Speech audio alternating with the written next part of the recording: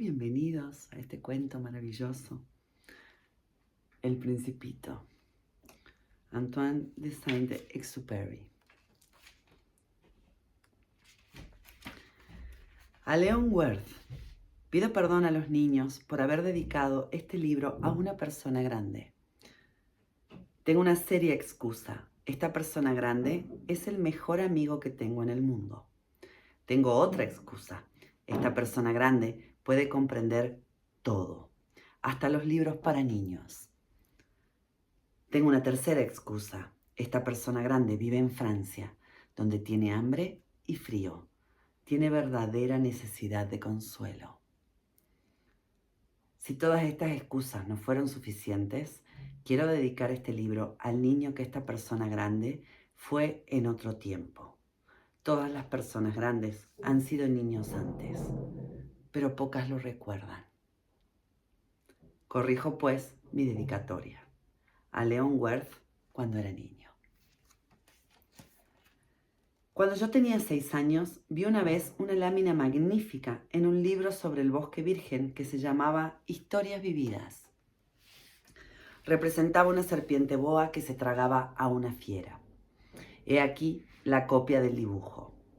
El libro decía: las serpientes boas tragan sus presas enteras sin masticarlas. Luego no pueden moverse y duermen durante los 6 meses de la digestión.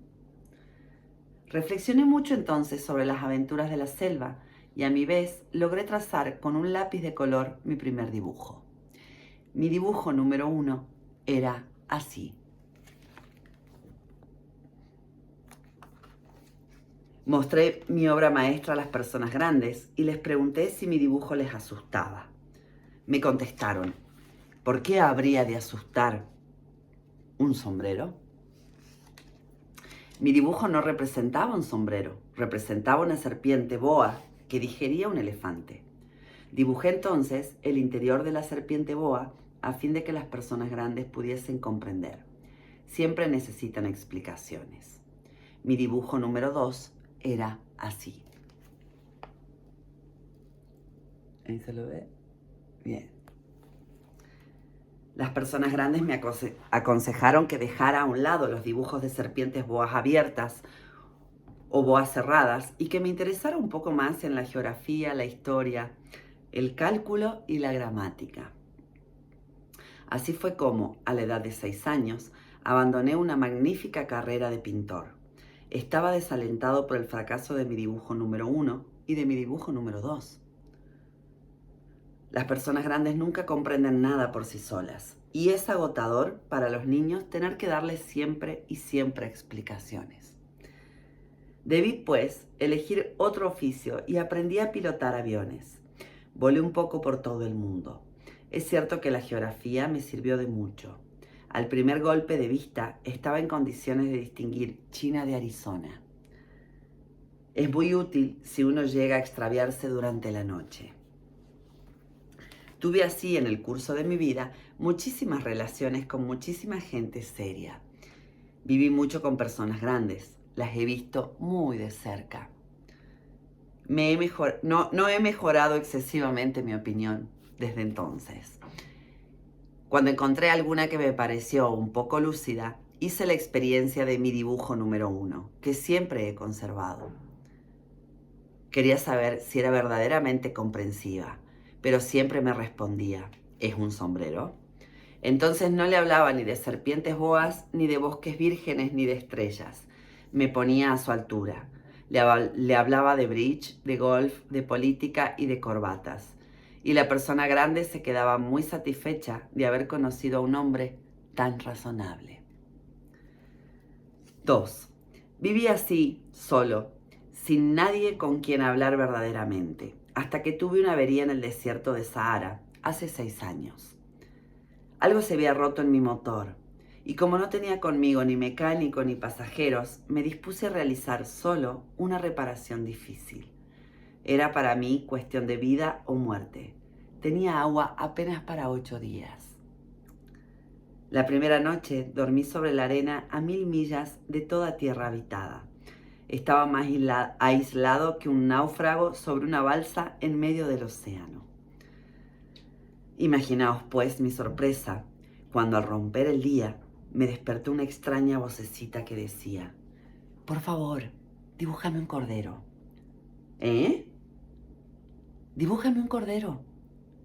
Me puse en pie de un salto como golpeado por un rayo. Me froté los ojos, miré bien y vi un hombrecito enteramente extraordinario que me examinaba gravemente. He aquí el mejor retrato que más tarde logré hacer de él.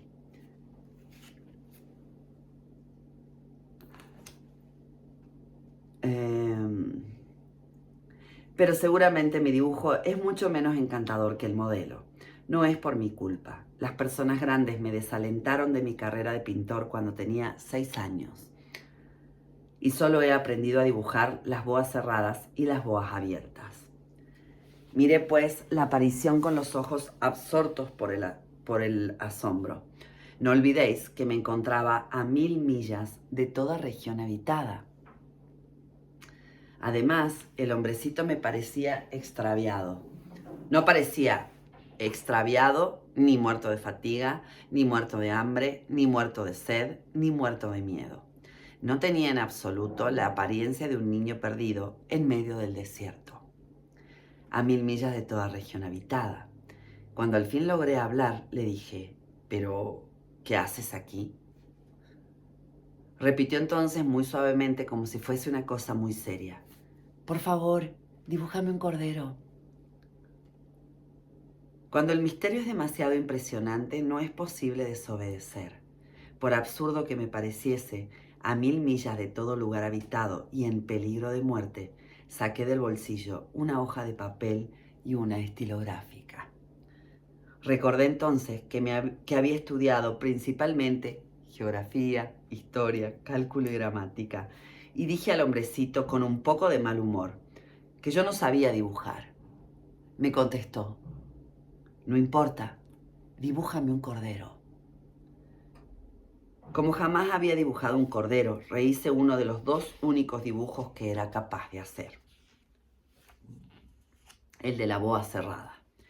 Quedé estupefacto cuando oí al hombrecito que me respondía: no, no, no quiero un elefante dentro de una boa. Una boa es muy peligrosa y un elefante muy voluminoso. En mi casa todo es pequeño. Necesito un cordero. Dibújame un cordero. Entonces dibujé. El hombrecito miró atentamente. Luego dijo: no, este cordero está muy enfermo. Haz otro. Yo dibujaba, mi amigo sonrió amablemente con indulgencia. ¿Ves? No es un cordero, es un carnero, tiene cuernos. Rehice, pues, otra vez mi dibujo, pero lo rechazó como los anteriores. Este es demasiado viejo. Quiero un cordero que viva mucho tiempo. Entonces, impaciente, como tenía prisa por comenzar a desmontar mi motor, garabateé este dibujo y le largué: esta es la caja. El cordero que quieres está dentro. Quedé verdaderamente sorprendido al ver iluminarse el rostro de mi joven juez. ¡Oh! Es exactamente como lo quería. ¿Crees que necesitará mucha hierba este cordero? ¿Por qué? Porque en mi casa todo es pequeño. Cabra, seguramente. Te he regalado un cordero bien pequeño. Inclinó la cabeza hacia el dibujo. No tan pequeño. Mira, se ha dormido. Y fue así como conocí al Principito. Ahí está la caja. Ok, capítulo 3. Necesité mucho tiempo para comprender de dónde venía. El Principito, que me acosaba a preguntas, nunca parecía oír las mías. Y solo por palabras pronunciadas al azar pude, poco a poco, enterarme de todo. Cuando vio mi avión por primera vez, no dibujaré mi avión, porque es un dibujo demasiado complicado para mí, el Principito me preguntó: ¿qué es esta cosa? No es una cosa, vuela, es un avión y es mi avión. Y me sentí orgulloso haciéndole saber que volaba. Entonces exclamó: ¿cómo? ¿Has caído del cielo?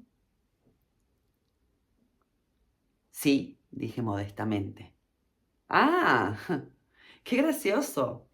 Y el principito soltó una magnífica carcajada que me irritó mucho. Quiero que se tomen en serio mis desgracias. Después agregó, entonces, ¿tú también vienes del cielo? ¿De qué planeta eres? Entreví rápidamente una luz en el misterio de su presencia y pregunté bruscamente, ¿vienes pues de otro planeta? Pero no me contestó. Meneaba la cabeza suavemente mientras miraba el avión. Verdad es que en esto no puedes haber venido de muy lejos. Y se hundió en un ensueño que duró largo tiempo. Después sacó el cordero del bolsillo y se abismó en la contemplación de su tesoro. Imaginaos cuánto pudo haberme intrigado esa semi-confidencia sobre los otros planetas. Me esforcé por saber algo más. ¿De dónde vienes, hombrecito? ¿Dónde queda tu casa? ¿A dónde quieres llevar mi cordero? Después de meditar en silencio, respondió, me gusta la caja que me has regalado, porque de noche le servirá de casa. Seguramente, y si eres amable, te daré también una cuerda para atarlo durante el día y una estaca. La proposición pareció disgustar al principito. ¿Atarlo? ¡Qué idea tan rara! Pero es que si no lo atas, se irá a cualquier parte y se perderá. Mi amigo tuvo un nuevo estallido de risa. Pero, ¿a dónde quieres que se vaya? A cualquier parte, derecho, siempre adelante. Entonces el principito observó gravemente. No importa, mi casa es tan pequeña. Y con un poco de melancolía quizás agregó, derecho, siempre adelante de uno, no se puede ir muy lejos. 4. Supe así una segunda cosa muy importante. Su planeta de origen era apenas más grande que una casa. No podía sorprenderme mucho. Sabía bien que fuera de los grandes planetas como la Tierra, Júpiter, Marte y Venus, que tienen nombre, hay centenares de planetas, a veces tan pequeños que apenas se los puede ver con un telescopio. Cuando un astrónomo descubre alguno, le da un número por nombre. Lo llama, por ejemplo, el asteroide 3251. Tengo serias razones para creer que el planeta de donde venía el principito es el asteroide B612. Este asteroide solo ha sido visto una vez con el telescopio en 1909 por un astrónomo turco. El astrónomo hizo entonces una gran demostración de su descubrimiento en un congreso internacional de astronomía. Pero nadie le creyó por culpa de su vestido. Las personas grandes son así. Felizmente, para la reputación del asteroide B612, un dictador turco obligó a su pueblo, bajo pena de muerte, a vestirse a la europea. El astrónomo repitió su demostración en 1920 con un traje muy elegante. Y esta vez todo el mundo compartió su opinión. Si os he referido estos detalles acerca del asteroide B612 y si os he confiado su número, es por las personas grandes. Las personas grandes aman las cifras. Cuando les habláis de un nuevo amigo, no os interrogan jamás sobre lo esencial. Jamás os dicen, ¿cómo es el timbre de su voz? ¿Cuáles son los juegos que prefiere? ¿Colecciona mariposas? ¿Cuántos hermanos tiene? ¿Cuánto pesa? ¿Cuánto gana su padre? Solo entonces creen conocerle. Si decís a las personas grandes, he visto una hermosa casa de ladrillos rojos con geranios en las ventanas y palomas en el techo, no acertarán a imaginarse la casa. Es necesario decirles, he visto una casa de 100.000 francos. Entonces exclaman, ¡oh, qué hermosa es! Si les decís, la prueba de que el principito existió es que era encantador, que reía y que quería un cordero. Querer un cordero es prueba de que se existe. Se encogerán de hombros y os tratarán como se trata a un niño.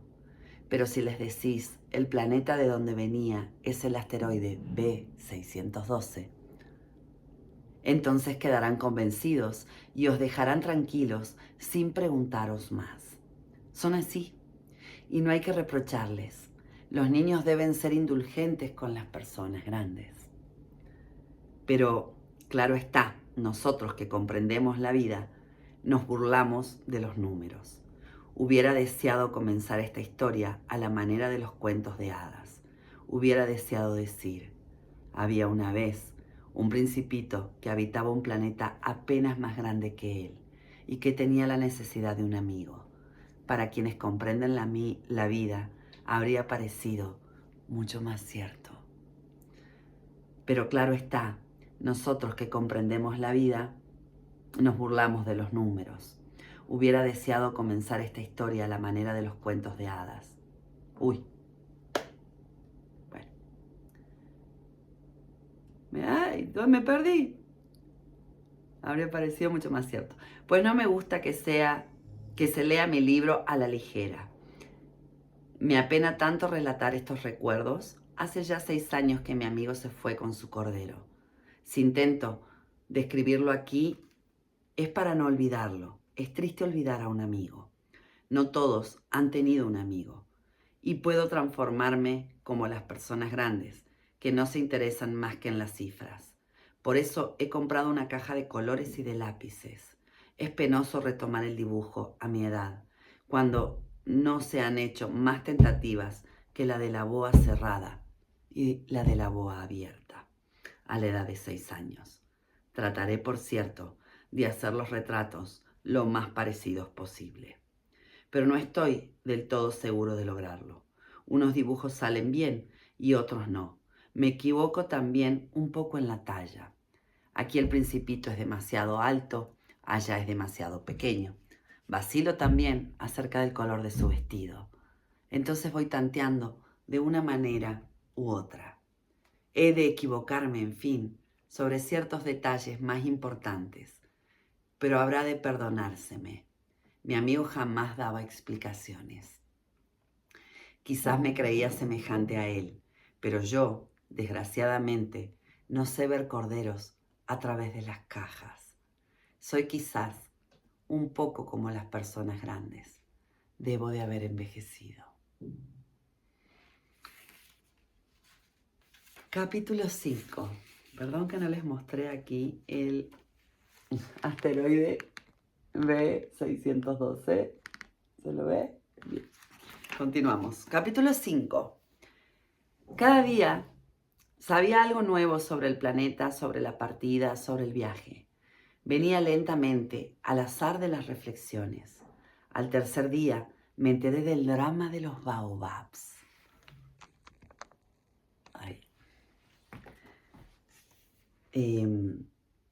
Fue otra vez gracias al cordero, pues el principito me interrogó bruscamente como asaltado por una duda profunda. ¿Es verdad, no es cierto, que a los corderos les gusta comer arbustos? Sí, es verdad. ¡Ah, qué contento estoy! No comprendí por qué era tan importante que los corderos comiesen arbustos. Pero el principito agregó, ¿de qué manera? ¿De manera que comen también baobabs? Hice notar al principito que los baobabs no son arbustos, sino árboles grandes como iglesias, y que aún si llevara con él toda una tropa de elefantes, la tropa no acabaría con un solo baobab. La idea de la tropa de elefantes hizo reír al principito. Habría que ponerlos unos sobre otros. Y observó sabiamente, los baobabs, antes de crecer, comienzan por ser pequeños. Es cierto, pero ¿por qué quieres que tus corderos coman baobabs pequeños? Me contestó, bueno, vamos, como si ahí estuviera la prueba. Y necesité un gran esfuerzo de inteligencia para comprender por mí mismo el problema. En efecto, en el planeta del Principito, como en todos los planetas, había hierbas buenas y hierbas malas. Como resultado de buenas semillas de buenas hierbas y de malas semillas de malas hierbas. Pero las semillas son invisibles. Duermen en el secreto de la tierra hasta que a una de ellas se les ocurre despertarse. Entonces se estira y tímidamente al comienzo crece hacia el sol una encantadora brisnilla inofensiva. Se trata de una planta mala. Debe arrancarse la planta inmediatamente, en cuanto se ha podido reconocerla. Había, pues, semillas terribles en el planeta del Principito. Eran las semillas de los baobabs. El suelo del planeta estaba infestado, y si un baobab no se arranca a tiempo, ya no es posible desembarazarse de él. Invade todo el planeta. Lo perfora con sus raíces. Y si el planeta es demasiado pequeño y si los baobabs son demasiado numerosos, lo hacen estallar. Es cuestión de disciplina, me decía más tarde el Principito. Cuando uno termina de arreglarse por la mañana, debe hacer cuidadosamente la limpieza del planeta. Hay que dedicarse regularmente a arrancar los baobabs en cuanto se los distingue entre los rosales. Los elefantes unos sobre otros y la semilla de los baobabs. Bien, entonces hay que dedicarse regularmente a arrancar los baobabs en cuanto se los distingue entre los rosales, a los que se parecen mucho cuando son muy jóvenes. Es un trabajo muy aburrido, pero muy fácil. Y un día me aconsejó que me aplicara a lograr un hermoso dibujo para que entrara bien en la cabeza de los niños de mi tierra. Si algún día viajan, me decía, podrá serles útil. A veces no hay inconveniente en dejar el trabajo para más tarde, pero si se trata de los baobabs, es siempre una catástrofe. Conocí un planeta habitado por un perezoso. Descuidó 3 arbustos. Y, según las indicaciones del Principito, dibujé aquel planeta. No me gusta mucho adoptar tono de moralista, pero el peligro de los baobabs es tan poco conocido y los riesgos corridos por quien se extravía en un asteroide son tan importantes que, por una vez, salgo de mi reserva y digo, niños, cuidado con los baobabs, para prevenir a mis amigos de un peligro que desde hace tiempo los acecha como a mí mismo. Sin conocerlo, he trabajado tanto en este dibujo. La lección que doy es digna de tenerse en cuenta. Quizás os preguntaréis, ¿por qué no hay en este libro otros dibujos tan grandiosos como el dibujo de los baobabs? La respuesta es bien simple. He intentado hacerlos, pero sin éxito. Cuando dibujé los baobabs, me impulsó el sentido de la urgencia. Va el dibujo de los baobabs. Ahí está. Baobabs. Ok. Capítulo 6. Simón ahí durmiendo. Principito. Así, poco a poco, comprendí tu pequeña vida melancólica. Durante mucho tiempo tu única distracción fue la suavidad de las puestas del sol. Me enteré de este nuevo detalle en la mañana del 4.º día cuando me dijiste, me encantan las puestas del sol. Vamos a ver una puesta de sol. Pero tenemos que esperar. ¿Esperar qué? Esperar a que el sol se ponga. Al principio pareciste muy sorprendido. Luego te reíste de ti mismo y me dijiste, me creo siempre en mi casa. En efecto, todo el mundo sabe que cuando es mediodía en los Estados Unidos, el sol se pone en Francia. Bastaría poder ir a Francia en un minuto para asistir a la puesta del sol. Desgraciadamente, Francia está demasiado lejos. Pero sobre tu pequeño planeta, te bastaba mover tu silla algunos pasos y contemplabas el crepúsculo cada vez que lo querías. Un día vi ponerse el sol 43 veces. Y poco después agregaste, ¿sabes? Cuando uno está verdaderamente triste, son agradables las puestas del sol. ¿Estabas pues verdaderamente triste el día de las 43 veces? El Principito no respondió. 7. Al quinto día, siempre gracias al Cordero, me fue revelado este secreto de la vida del Principito. Me preguntó bruscamente y sin preámbulos, como fruto de un problema largo tiempo meditado en silencio. Si un cordero come arbustos, ¿come también flores? Un cordero come todo lo que encuentra, ¿hasta las flores que tienen espinas? Sí, hasta las flores que tienen espinas. Entonces, ¿las espinas para qué sirven? Yo no lo sabía. Estaba entonces muy ocupado tratando de destornillar un bulón demasiado ajustado de mi motor. Estaba muy preocupado, pues mi avería comenzaba a resultarme muy grave y el agua que se agotaba me hacía temer lo peor. Las espinas, ¿para qué sirven? El Principito jamás renunciaba a una pregunta, una vez que la había formulado. Yo estaba irritado por mi bulón y respondí cualquier cosa. Las espinas no sirven para nada, son pura maldad de las flores. Oh, después de un silencio me largó con cierto rencor. No te creo. Las flores son débiles, son ingenuas, se defienden como pueden, se creen terribles con sus espinas. No respondí nada. En ese instante me decía, si este bulón todavía resiste, lo haré saltar de un martillazo. El Principito interrumpió de nuevo mis reflexiones. ¿Y tú? ¿Tú crees que las flores...? No. Yo no creo nada. Te he contestado cualquier cosa, yo me ocupo de cosas serias. Me miró estupefacto. ¿De cosas serias? Me veía con el martillo en la mano y los dedos negros de grasa inclinados sobre un objeto que le parecía muy feo. Hablas como las personas grandes. Me avergonzó un poco, pero despiadado agregó, confundes todo, mezclas todo. Estaba verdaderamente muy irritado. Sacudía al viento sus cabellos dorados. Conozco un planeta donde hay un señor carmesí. Jamás ha aspirado una flor. Jamás ha mirado una estrella. Jamás ha querido a nadie. No ha hecho más que sumas y restas. Y todo el día repite como tú. Soy un hombre serio, soy un hombre serio. Se infla de orgullo. Pero no es un hombre, es un hongo.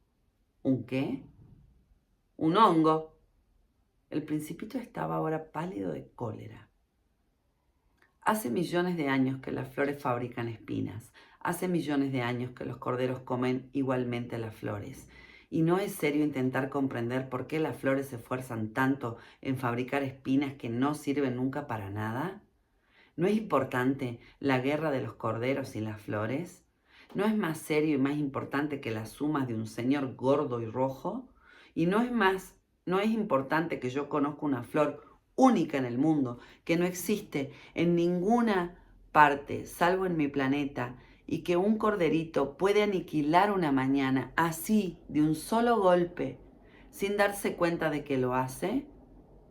¿Esto no es importante? Enrojeció y agregó, si alguien ama una flor de la que no existe más que un ejemplar entre los millones y millones de estrellas, es bastante para que sea feliz cuando mira las estrellas. Se dice, mi flor está allí, en alguna parte, y si el cordero come la flor, para él es como si bruscamente todas las estrellas se apagaran. ¿Y esto no es importante? El Principito no pudo decir nada más. Estalló bruscamente en sollozos. La noche había caído. Yo había dejado mis herramientas. No me importaban ni el martillo, ni el bulón, ni la sed, ni la muerte. En una estrella, en un planeta, el mío, la Tierra, había un Principito que necesitaba consuelo.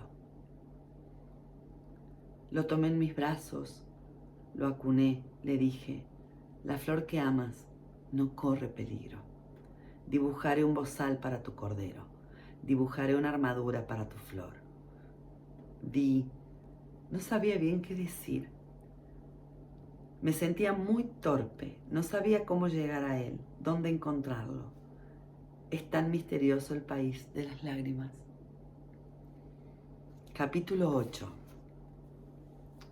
Aprendí bien pronto a conocer mejor esa flor.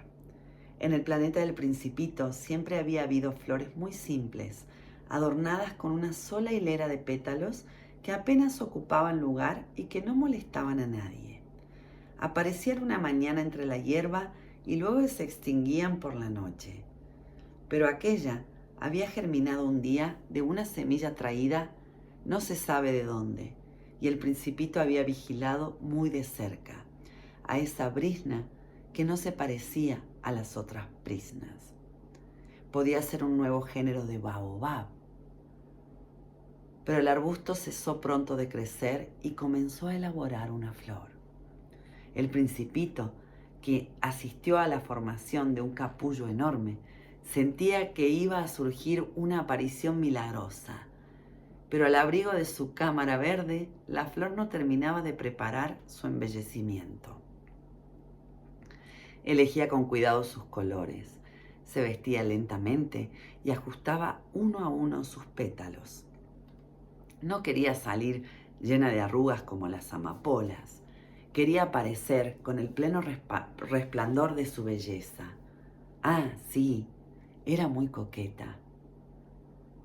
Su misterioso atavío había durado días y días, y he aquí que una mañana, exactamente a la hora de la salida del sol, se mostró.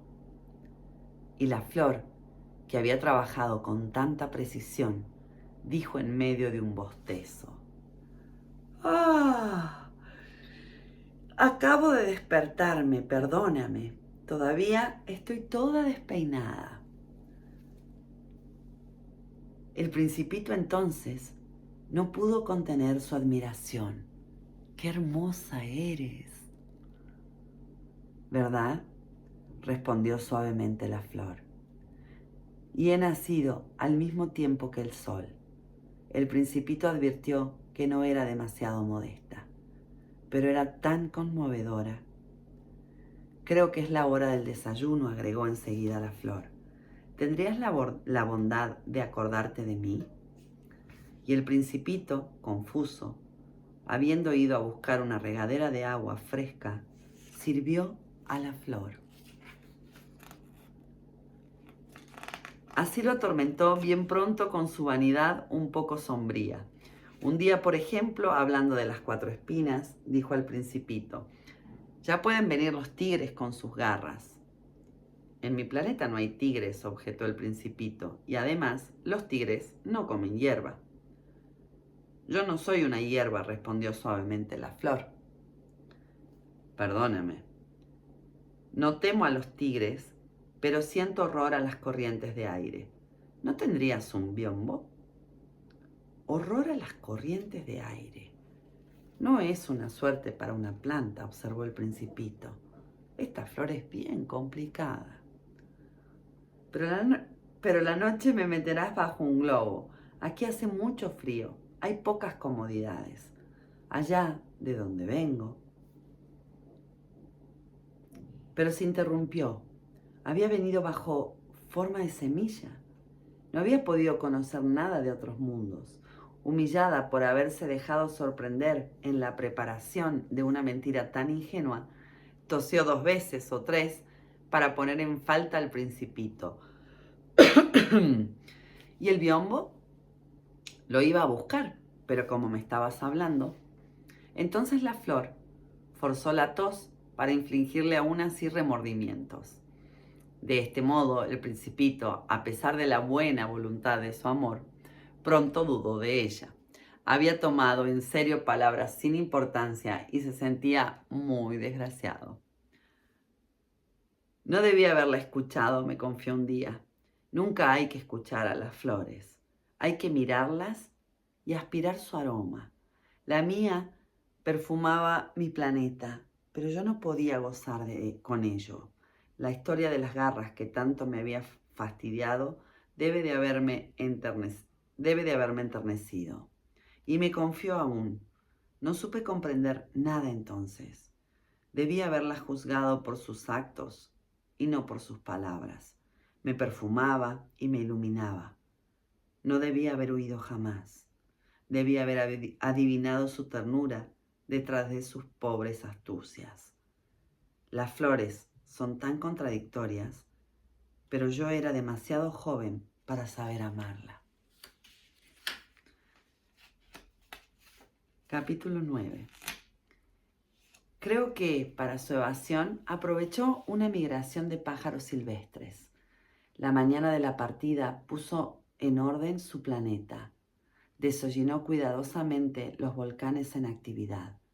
Poseía 2 volcanes en actividad. Era muy cómodo para calentar el desayuno de la mañana. Poseía también un volcán extinguido, pero como decía el Principito, no se sabe nunca. Desollinó, pues, igualmente el volcán extinguido.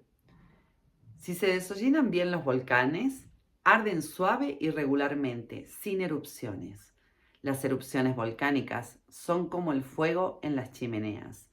Evidentemente, en nuestra Tierra somos demasiado pequeños para desollinar nuestros volcanes.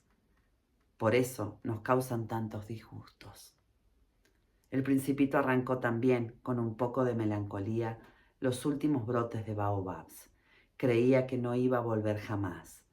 Pero todos esos trabajos cotidianos le parecieron extremadamente agradables esa mañana.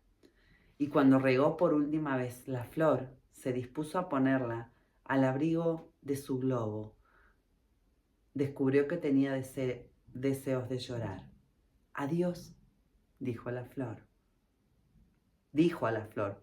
Adiós, dijo el Principito a la flor. Pero la flor no le contestó. Adiós, repitió.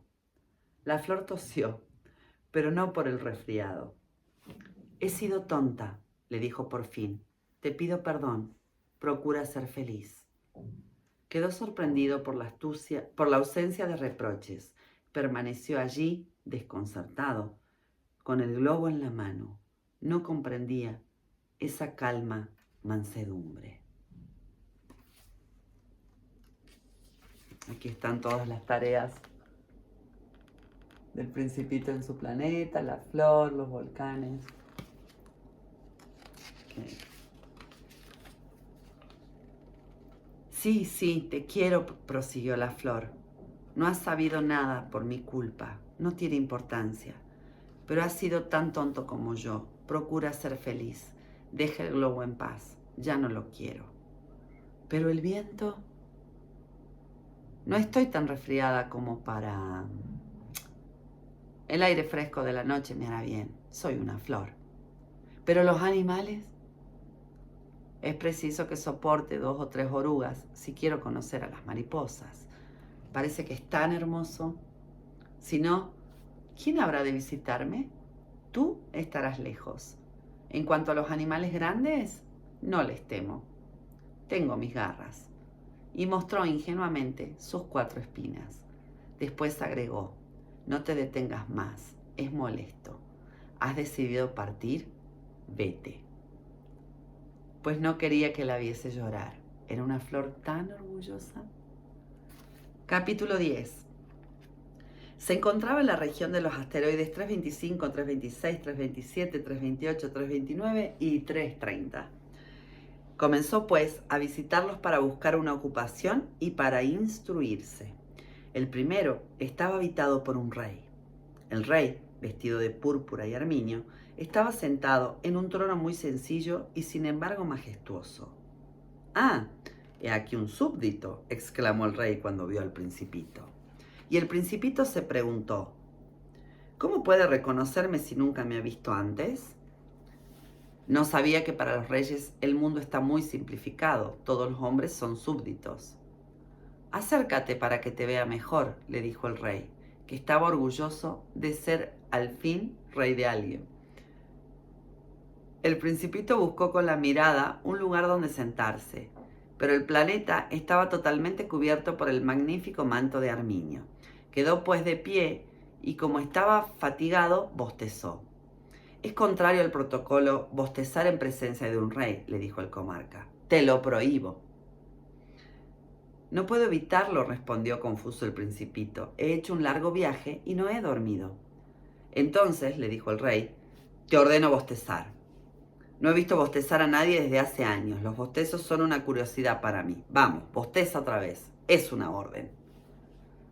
Eso me intimida, dice el principito. No puedo. Y lo miró enrojecido. Respondió el rey. Entonces te ordeno bostezar o no. Farfulló un poco y pareció irritado. El rey exigía esencialmente que su autoridad fuera respetada y no toleraba la desobediencia. Era un monarca absoluto. Pero como era muy bueno, daba órdenes razonables.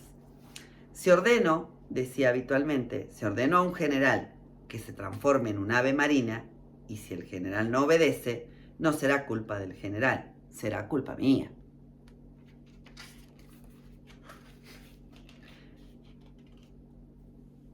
¿Puedo sentarme?, inquirió tímidamente el principito.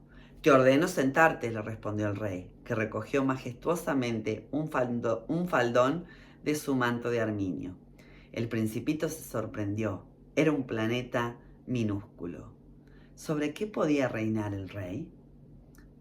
Sire, le dijo, os pido perdón por interrogaros. Te ordeno interrogarme, se apresuró a decir el rey. Sire, ¿sobre qué reináis? Sobre todo, respondió el rey con gran simplicidad. ¿Sobre todo?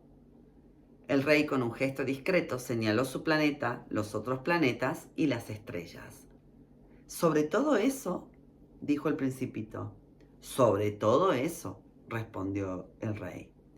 Pues no solo era un monarca absoluto, sino un monarca universal.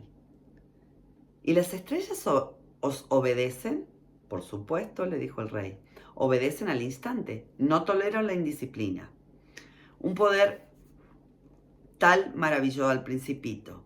Si él lo hubiera detentado, habría podido asistir no a 43, sino a 72, o a una 100, o a una 200 puestas de sol en el mismo día, sin necesidad de mover jamás la silla.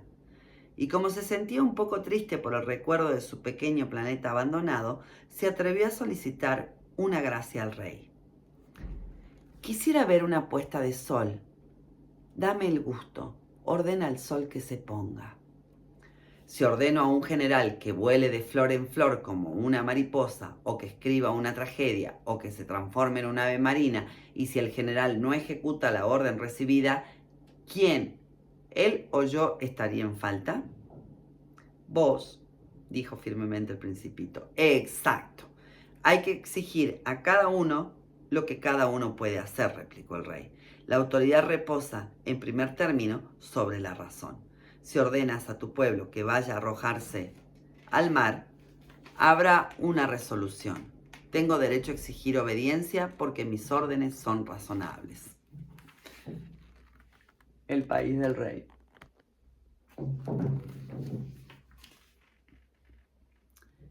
¿Y mi puesta de sol?, respondió el principito, que jamás olvidaba una pregunta una vez que la había formulado. Tendrás tu puesta de sol, lo exigiré, pero esperaré con mi ciencia de gobernante a que las condiciones sean favorables. ¿Y esto cuándo sucederá?, indagó el principito. Le respondió el rey, que consultó antes un grueso calendario. Será esta noche a las 7:40 en punto. Y verás cómo soy obedecido. El principito bostezó. Lamentaba la pérdida de su puesta de sol. Y como ya se aburría un poco, no tengo nada más que hacer aquí, dijo el rey. Voy a partir. No partas, respondió el rey, que estaba muy orgulloso de tener un súbdito. No partas, te hago ministro. ¿Ministro de qué? Ministro de justicia. Pero no hay a quien juzgar, decía el principito. No se sabe, le dijo el rey. Todavía no he visitado mi reino. Soy muy viejo, no tengo lugar para una carroza y me fatiga caminar. Oh, pero yo ya lo he visto, dijo el Principito, que se asomó para echar otra mirada hacia el lado opuesto del planeta. No hay nadie allí. Tampoco... Te juzgarás a ti mismo, le respondió el rey. Es lo más difícil, es mucho más difícil juzgarse a sí mismo que a los demás. Si logras juzgarte bien a ti mismo, eres un verdadero sabio. Yo, dijo el Principito, puedo juzgarme a mí mismo en cualquier parte, no tengo necesidad de vivir aquí. Dijo el rey. Creo que en algún lugar del planeta hay una vieja rata. La oigo por la noche. Podrás juzgar a la vieja rata. La condenarás a muerte de vez en cuando. Así su vida dependerá de tu justicia, pero la indultarás cada vez para conservarla. No hay más que una. A mí no me gusta condenar a muerte, respondió el Principito, y creo que me voy. No, le dijo el rey, pero el Principito, habiendo concluido sus preparativos, no quiso afligir al viejo monarca. Si vuestra majestad desea ser obedecido puntualmente, podría darme una orden razonable. Podría ordenarme, por ejemplo, que parta antes de 1 minuto. Me parece que las condiciones son favorables. Como el rey no respondiera nada, el Principito vaciló un momento y luego, con un suspiro, emprendió la partida. «Te hago embajador», se apresuró entonces a gritar el rey. Tenía un aire muy autoritario. Las personas grandes son bien extrañas, díjose a sí mismo el Principito durante el viaje. Capítulo 12. El segundo planeta estaba habitado por un vanidoso. He aquí la visita de un admirador», exclamó desde lejos el vanidoso. No bien vio al Principito, pues para los vanidosos los otros hombres son admiradores. «Buenos días», dijo el Principito. «¿Qué sombrero tan raro tienes?» «Es para saludar», le respondió el vanidoso. «Es para saludar cuando me aclaman. Desgraciadamente, nunca pasa nadie por aquí». «¿Ah, sí?», dijo el Principito, sin comprender. «Golpea tus manos una contra otra», aconsejó el vanidoso. El Principito golpeó sus manos una contra otra. El vanidoso saludó modestamente, levantando el sombrero. «Esto es más divertido que la visita al rey», se dijo para sí el Principito, y volvió a golpear sus manos una contra otra. El vanidoso volvió a saludar, levantando el sombrero. Después de 5 minutos de ejercicio, el Principito se cansó de la monotonía del juego. «¿Y qué hay para hacer para que el sombrero caiga?», preguntó. Pero el vanidoso no le oyó. Los vanidosos no oyen sino las alabanzas. ¿Me admiras mucho verdaderamente?», preguntó al Principito. «¿Qué significa admirar?». «Admirar significa reconocer que soy el hombre más hermoso, mejor vestido, más rico, más inteligente del planeta». «Pero si eres la única persona en el planeta», le dice el Principito. Aquí está el rey vanidoso. Va